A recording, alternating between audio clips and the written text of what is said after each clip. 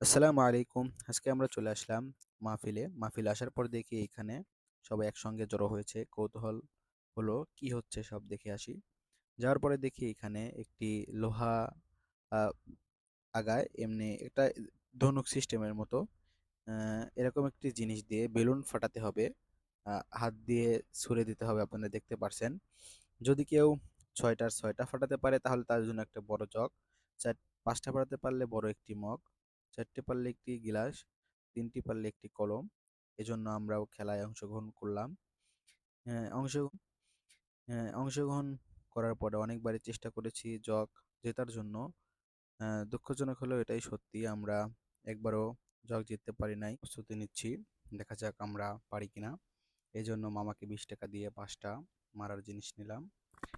ইনশাল্লাহ আমরা যে উদ্দেশ্যে নিয়েছি এটা, প্রথম উদ্দেশ্য আমরা জলসায় এসে মজা করব, এজন্য পরের টার্গেট আমাদের জগ জেতার। আমরা একের পর এক চেষ্টা করে যাচ্ছি, কিন্তু আমাদের ভাগ্যে হয়তোবা জগ নেই। এজন্য একবার ৪ টা, একবার ৫ টা, একবার ৩ টা এ পর্যন্ত ফাটিয়েছি, কিন্তু একবারও ৫ টা পারি নাই। যাই হোক, আমরা আজকে অনেক আনন্দ করেছি।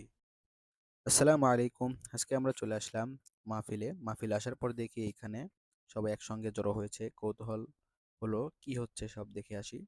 যাওয়ার পরে দেখি এখানে একটি লোহা আ আগায় এমনি একটা ধনুক সিস্টেমের মতো এরকম একটি জিনিস দিয়ে বেলুন ফাটাতে হবে। হাত দিয়ে ছুড়ে দিতে হবে, আপনারা দেখতে পারছেন। যদি কেউ ৬ টার ৬ টা ফাটাতে পারে তাহলে তার জন্য একটা বড় জগ, ৫ টা ফাটাতে পারলে বড় একটি মগ, ৪ টে পারলে একটি গিলাস, ৩ টি পারলে একটি কলম। এজন্য আমরাও খেলায় অংশগ্রহণ করলাম। হ্যাঁ, অংশগ্রহণ করার পরে অনেকবারই চেষ্টা করেছি জগ জেতার জন্য।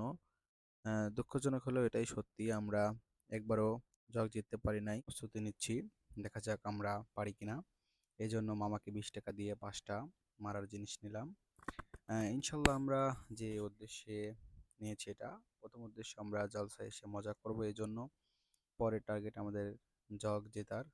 আমরা একের পর এক চেষ্টা করে যাচ্ছি, কিন্তু আমাদের ভাগ্যে হয়তোবা জগ নেই।